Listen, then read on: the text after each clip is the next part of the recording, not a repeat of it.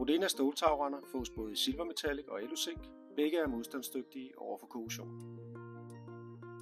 Til montering af tagrenden bruger vi her konsoljern til montering på lodret stern. Første og sidste konsoljern monteres ca. 100 mm fra vindskeden og skrues fast til sternbrættet med skruer til udendørsbrug.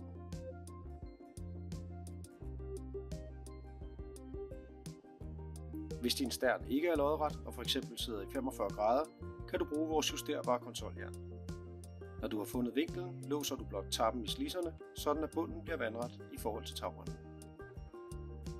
For at vandet kan blive lidt væk fra tagrenden, er det vigtigt at sikre sig, at der er fald mod nedløbet. Det gøres ved at spænde en snor op mellem det første og sidste konsoljern, altså det højeste og det laveste. Sørg for, at du har maks 60 cm mellem dine konsoljern.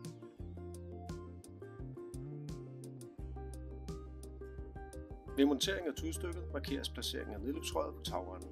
Når du har fundet den korrekte placering, tages tagrenden ned, hvorefter der tegnes en cirkel i tudstykkets åbning. Sav først 2 skråtstillede snit i tagrenden. Tagrenden vendes nu om, hvorefter der bruges en tang til at bøje kanterne. Den bøjede kant på tudstykket føres ind i tagrendens svulst, hvorefter den modsatte side bøjes rundt om tagrenden for at låse den fast.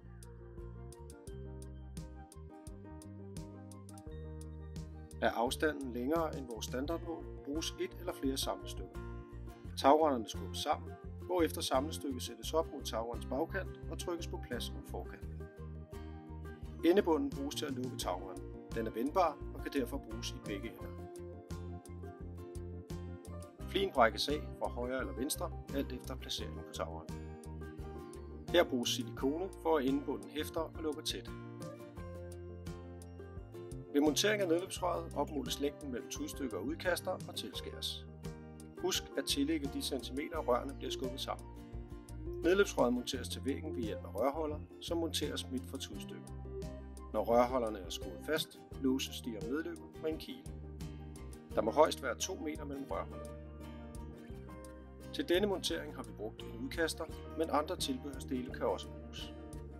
Et sokkelknæ bruges til at føre nedløbsrøret ud fra soklen på huset, så vandet kan blive lidt i kloakken.